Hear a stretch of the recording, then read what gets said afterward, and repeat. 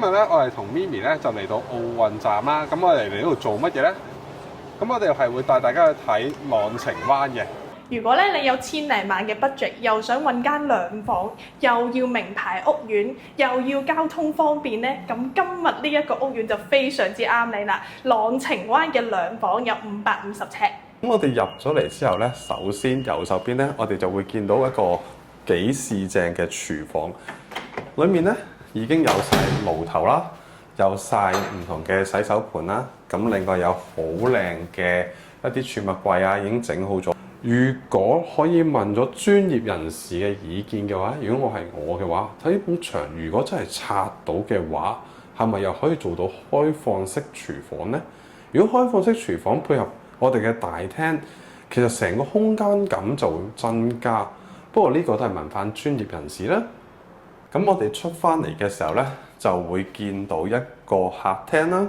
咁客廳而家我哋見到左手邊呢度咧，佢哋已經做咗個鞋櫃啦，放置咗。咁另外咧，前面咧就係一個梳化位啦。咁另外咧，我而家喺我嘅右手邊呢一邊咧，就係一個牆身。咁呢度咧應該係可以做一個2個位或者3、4個人嘅餐台啦。咁食飯嘅時候講可以喺呢邊。咁另外咧，我相信呢邊咧就係一個儲物櫃啦。咁另外咧就可以裝一啲電視機。咁佢做咗一個分體式嘅拿地機咯。OK， 咁我哋而家嚟到呢一邊睇下啦。其實成個單位嘅特色咧，就唔係一個有幾大嘅方向。其實咧，呢塊鏡都唔係一個好大嘅特色，因為自己可以拆咗佢嘅前面有塊鏡。最大嘅特色咧，噔，我哋望一望呢一邊嘅海景單位啊！嗱，呢個海景咧，除咗我嚟欣賞之外咧，如果大家喺呢個位置有一個女主人嘅話，屋企咁我哋可以有一個大窗台坐喺上面做瑜伽嘅話咧，其實都幾超㗎喎！你哋又覺得咧？嗱，而家呢一條路咧就係樓下嘅海濱長廊啦。咁平時咧放假或者咧我放工嘅話咧，都會可以沿住海邊跑下步啦，吹下海風咧，好 chill 㗎。咁跟住上啲咧，係啦，呢個位咧綠色呢個位就係岸船洲啦。咁我哋咧呢一個位咧，其實基本上咧呢個海景咧都已經永久㗎啦。咁我咧放工啊，翻到嚟咧，其實對住個海景咧，我覺得我自己咧都會平靜啲啦，同埋咧我感覺好舒服啊。咁好啦，我哋參觀埋另外一個位置啦。我哋去睇咗個廁所先嗱。呢邊左手邊係有2間房嘅間隔，右手邊咧就係一個廁所位。廁所位咧，我覺得都算係好大嘅。入咗去之後咧，係一個洗手盆啦。咁然之後咧，就係一個廁所啦、廁格啦。咁另外咧，佢有一個原裝嘅洗手沖涼嘅地方啦。OK， 上面咧，我相信都係會裝修嘅。如果你買咗，大家認為咧，其實都 OK 嘅。如果淨係住咁油下油咁樣都 OK。但係如果你買得嘅話咧，我覺得係需要裝修嘅，因為其實都有一定嘅樓齡啦。OK， 咁而家咧我哋參觀下2間房先。首先睇咗一間細房先啦。咁佢就喺呢個咁靚嘅梳化嘅海景嘅正後方。OK， 係正後方。好啦，咁入到嚟呢一度咧，佢已經做晒一啲牆櫃啦。咁呢度咧就做埋一個可以拉出嚟嘅床啦。咁我唔搞佢啦。咁入到嚟之後咧，哇！呢度咧雖然呢邊係冇海景嘅，咁但係咧其實呢度個樓層夠晒高，可以直望一個去好遠嘅地方。其實個壓迫感就好細。我哋仲面向望到中國銀行，唔知大家見唔見到啦？就喺我呢度，呢個係中國銀行，對唔對到焦咧？唔緊要啦，大家可以有興趣嘅自己上嚟睇下。咁好啦，我哋去到另一間房啦。另一間房咧就係主人房。主人房入面咧可以做到一個3邊落床嘅地方。哇！呢個 view 咧，其實成件事真係冇得頂。除咗客廳可以面向海景之外，大家睇下呢個位置，瞓住嚟望呢個層數。哇！大家睇下。點搞，靚到一個點，直頭係冇阻擋。靚唔靚呢？睇下啲雲，淨係瞓喺度，我用第一視覺拍俾大家睇。如果我而家瞓咗喺煲床度，咁然之後望向出面，哇，正！成件事冇得頂。不過呢一邊望晒成個香港嗰邊，唔知大家又覺得點呢？不過呢，可能呢一邊呢就需要做個窗簾位啦，因為其實大家呢都會望到對方嘅，咁可能個私隱度就爭啲。但係如果你係望呢邊呢，基本上都冇人點樣望到你㗎啦。OK， 好啦，咁最靚嘅、最值錢嘅地方呢，我覺得就係個景觀啦。咁另外呢，其實現場呢度呢個房間呢已經做好晒儲物櫃，佢三邊落咗床之後，佢仲係可以做埋個衣櫃啦。OK， 咁今次咧同大家睇呢個樓盤啦，去到呢一度啦。如果有啲咩問題咧，可以隨時揾翻咪咪啦。好，我今次睇到呢度啦。好，今日咧同大家嚟到朗晴灣啦，帶埋咪咪嚟一齊去睇下呢一個特色嘅單位。咁咧，我哋呢個單位有咩特色咧？大家帶大家去睇下個露台先。咁呢度咧就係朗晴灣嘅3房啦。咁咧可以出嚟呢度睇下啦。咁但係因為小心啊，佢呢一個咧門框嗰度咧係會高咗1級嘅。咁佢呢一邊咧，其實個方向咧就向西北嘅。咁我哋都望到一部分嘅海景啦，咁望到隔離嘅屋苑啦。咁其實咧前面近住你見到藍白色嗰個位咧，其實就係呢個統營批發處啊，即係嗰個啲鮮魚嚟到香港咧，就會喺度分批上岸啦。咁同埋咧。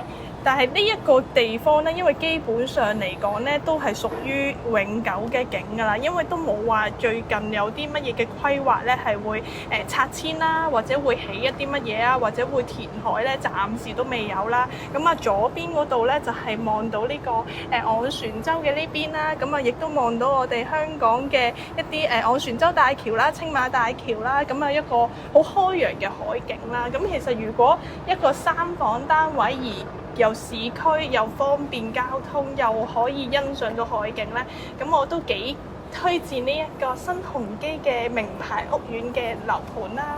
咁我哋亦都可以睇下室內咯喎，馬 Sir。好，我哋翻入去室內先。頭先咧聽個聲音咧，現場聽咧，其實都係一個正常嘅聲音，咁亦都唔會覺得話真係好嘈啦。因為其實你見出面。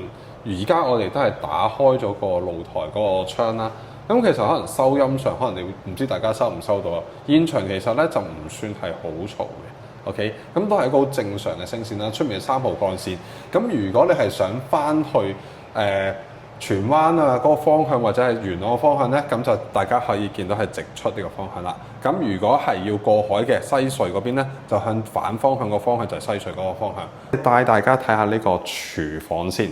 廚房喺個廳嘅右手邊。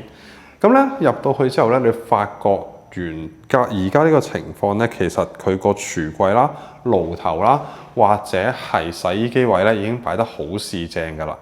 咁咧，大家唔使點樣去裝修都可以做到。咁但係咧，同頭先睇個盤係一樣嘅。另一個單位咧，就係噔噔噔噔，就咁喺個洗手盤度望出去。哇！大家諗下，如果你一路洗碗，一路有個咁靚個景望住，真係日日都爭住洗碗。OK， 咁我哋咧睇翻另外一邊啦。如果個單位咧就比較大啲個積，咁咧佢有埋呢一個工人姐姐房。咁如果大家係一啲大啲嘅小朋友，我唔需要工人姐姐咧，其實呢個我嚟做儲物室咧都夠晒位。大家睇下。OK， 廁所就喺入面啦，咁我唔影啦，普通一啲廁所啦。好啦，咁我哋出翻嚟右手邊大廳啦。係啦，我哋睇下個廳啦，因為呢度個廳咧其實超過200尺啦，咁所以黑板廳分明，咁而且亦都做咗呢一啲嘅收納櫃咧，咁啊可以放到好多咧主人家中意嘅一啲物品啦，或者紅酒啦，或者一啲有埋玻璃櫃咧，可以做到一啲好似 showroom 咁樣展示啦。咁啊，我相信咧，如果一個家庭啦，可能連埋有工人姐姐咧，其實都好適合啊呢個單位。咁我哋又可以去睇下啲房間咯喎。咁佢呢度 total 咧係有3間房嘅。咁我哋去第一間房先。係啦，咁第一間房呢一個咧，如果你屋企人比較多咧，咁呢間房亦都可以做小朋友房啦，或者可以做書房，或者多一個衣帽間啊，或者工作房都得嘅。都可以用盡埋個窗台喎，係咪？係啊，有一啲咧就會喺個窗台咧，就即係好似偷咗啲位，就擺張書台上去咁樣，然之後就坐喺窗邊咁樣對住窗嗰度有光線咁樣做嘢咯。咦，咁對住呢度做功課都幾好喎。如果細路仔，如果做功課嘅話，咁我相信小朋友都會專心啲啦，然之後成績又好啲，家長又擔心少樣嘢啦。咁又幾好喎。係啦，咁啊跟住之後呢一個咧就係個客廁。係啦，咁客廁呢度咧都好傳統啦，即係有正常嘅浴缸，跟住就會有洗手盆啦。咁呢啲都係交樓標準嚟嘅。咁但係呢個業主其實 keep 得都唔錯嘅，所以都唔算話即係用到好似好殘舊咁樣。咁我哋可以睇。係咁易執佢都掂喎，啲換咗啲基本嘅設施就可以。係可以繼續用。係咯，都可以用到喎。跟住第二間房啦，咁呢間房咧個面積會大多少少，同埋咧你都感覺到咧去望海景會多啲嘅。喂，依入去睇下先。係啦，咁望海景多啲，你會見到啦。咁又係即係做嘢啊，可以工作房。有啲因為而家都多 work from home 啊嘛。係啦，咁 work from home 嘅時候，其實有一個寧靜嘅環境啊，俾你可能要做一啲 meeting 啊、開會啊，或者帶貨啊。而家好多都好興啊，都可以用盡埋呢一間房啦。係喎，都唔錯喎。喺個房入面望出去都可以望到遠景喎。嗯。好，跟住咧就嚟到主人套房啦。咁啊，主人套房呢度咧已經有一排好大嘅衣帽間啦，即係完全可以滿足到女主人咧要去嘅買衫擺袋嘅一啲習慣啦。咁同埋可以睇到啦，咁呢度亦都可以放到一張譬如 queen size 啊嘅大床啦。咁亦都可以做到3邊落床嘅位。咁賣點咧就係呢一個 L 型嘅角窗啦。咁你會見到咧望海嘅部分咧，今次就多好多啦。咁望海多好多啦，同埋咧相對上咧亦都會再寧靜一啲。係喎，幾正喎！呢個海景唔錯喎。好闊嘅海景咯。係喎，大嘅 L 90度窗位，靚喎，望到好遠嘅島嶼都得嘅。唔知大家望唔望到啦？我肉眼望得，其實又唔係真係好遠，但係喺個鏡頭睇咧，又好似好遠咁。唔知嗰啲係咩島嚟嘅？咁可以睇埋個主人套廁啊！呢一度。咁啊方便啲啦，因為多一個洗手間嘛。如果你人多啊，咪唔使爭廁所啦咁樣。咁呢啲都係一個原裝當時嘅交樓標準啦。咁如果你話啊，我買翻嚟想重新再裝修下都冇問題嘅。哇！爭廁所呢個好重要。基本上咧，頭先我睇咧，連埋個工人廁所咧，呢度有3個廁所，係嘛？3個廁所。咁如果屋企人有2公婆啦，計埋2個小朋友啦，計埋工人真係5個人。5個人3個廁所應該夠用嘅，應該唔使打交嘅。係啦，因為爭廁所實在太煩啦。冇錯。咁啊，你又覺得點咧？今日睇咗呢個單位。呢個無論咧個單位嘅間隔啦，或者係個裝修嘅設計啦，其實可以話你唔需要點樣大執已經可以入嚟住㗎啦。咁其實咧。如果你係一個4人家庭、5人家庭咧，其實都夠晒住，帶埋姐姐嚟住，其實一啲問題都冇。OK，咁大家可以參考下。如果你覺得有啲咩意見嘅話，記得留言話俾我哋知。想睇邊度都可以話俾我哋聽。係，下次再帶你哋去。